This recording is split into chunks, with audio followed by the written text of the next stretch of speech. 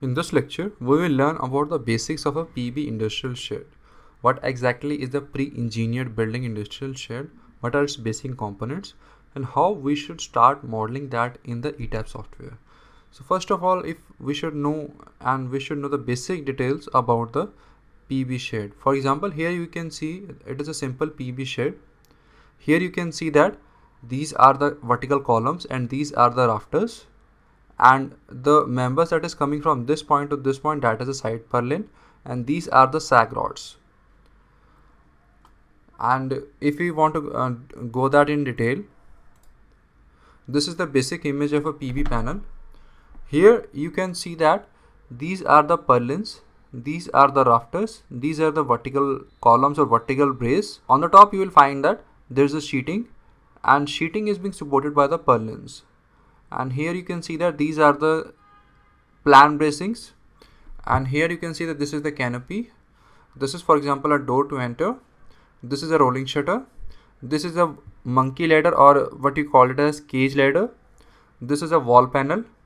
This is a roof platform. This is a catwalk to access. These are the turbo ventilators. These are the roof monitors. These are the ventilators, and this is the basically turbo ventilator, or we can call it as power ventilator. And this is a 300 ridge vent, and this is a 600 ridge vent. So accessing or studying only the structural parts, what a structural engineer needs to do is that he needs to design this vertical columns, these rafters, these purlins, and these girts, and these sag rods. Similarly, we can check for other examples also.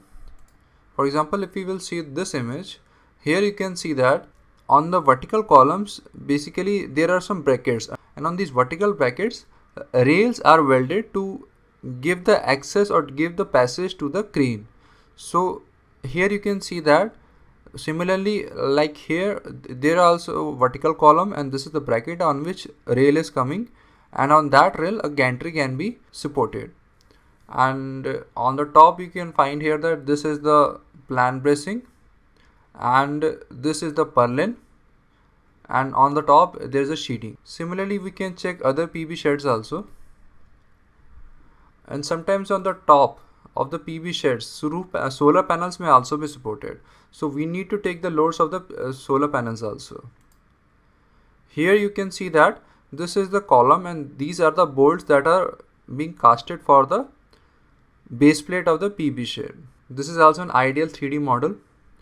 This is the vertical column, and these are the rafters, these are the purlins. And here you can see that basically the ideology of designing is that on the bottom, that is on the point where the PB shed is being supported to the RCC columns, the thickness or the width of the column is less, and on the top the size of the column is more, because the moment here is very high. And similarly for the rafters also, for the rafter also, the size of the rafter is maximum here, and it gets reduced here, and when after reaching here it's again increases.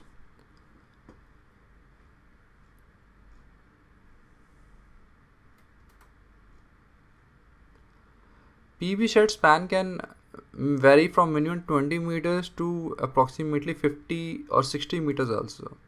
Here also you can see that the span of the PB shed is very high, and here the size of the PB shed increases because the moment increases here, and similarly here also increases because the moment is maximum here, and here it decreases because the moment is somewhat less.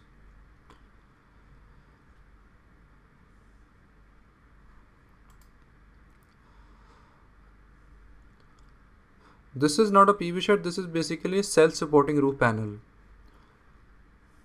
This is also a type of structural system in which the sheeting itself forms its structure. You can, if you want to read more about this, you can Google self-supported roofing system or spider roofing system.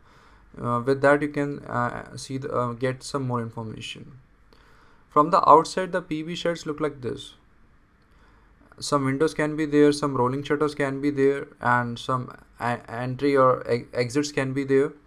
But on the top it looks and on the outside it looks all neat and clean.